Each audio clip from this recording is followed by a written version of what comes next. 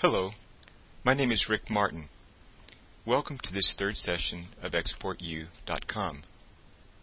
This series of online trade mini-courses has been developed by the International Trade Center of the University of Georgia's Small Business Development Center in close cooperation with the U.S. Department of Commerce under its Rural Export Initiative program. If you've completed the previous session, you generated a view of world markets based on some critical numbers reflecting market characteristics such as total U.S. trading volume in your product to various markets, world volume into the same markets, U.S. market share, country credit ratings, GDP, etc. Since you cannot research 100 plus markets, you will need to get your list of potential markets down to a manageable number, usually 5 to 10.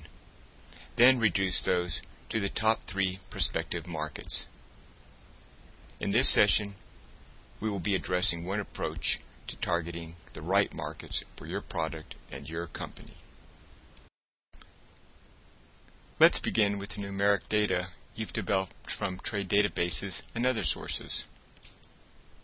The first step is to eliminate from consideration those markets which, based on the numbers you've generated, are obviously not preferred markets. For example, you may wish to remove markets which are very small, markets which are trending down, flat, or show only moderate growth, and/or markets which possess very poor credit rating. If you've been saving the data in an Excel spreadsheet, then you can readily rearrange the data to sort based on whichever factors you choose. When finished with this first step, you will have eliminated a large number of countries from consideration, but, in all likelihood, you will still have too many, so now is the time to do a bit of subjective sorting. You've probably been thinking about where you would like to do business and where you definitely don't want to do business. Now is the time to go through the remaining list to discard those markets, even if the numbers indicate they are okay. In our experience, most clients have a reasonably accurate feel for where their products might move, which markets would be difficult to operate in, and which markets have political, economic, and other stresses that might create problems. After going through the list a couple of times and removing markets, the number left should be relatively small. Now, if you haven't already done so, take the time to rearrange the markets you've identified to get a better perspective. Some possible ways to sort them are by geography, by largest markets, and by fastest growing markets. By geography, group the remaining markets into regions and trading blocks. This is a useful consideration. When you actually begin trading, you may find that by entering a block through one country, subsequent entry into other countries in that block will require less effort on your part. By largest markets, arrange countries in your regional groups or trading blocks from largest to smallest. Compare size of market on the basis of individual countries and on the basis of regional groups and trading blocks. Even as you look at the markets, ask yourself a few questions. Who will be your competition in those markets?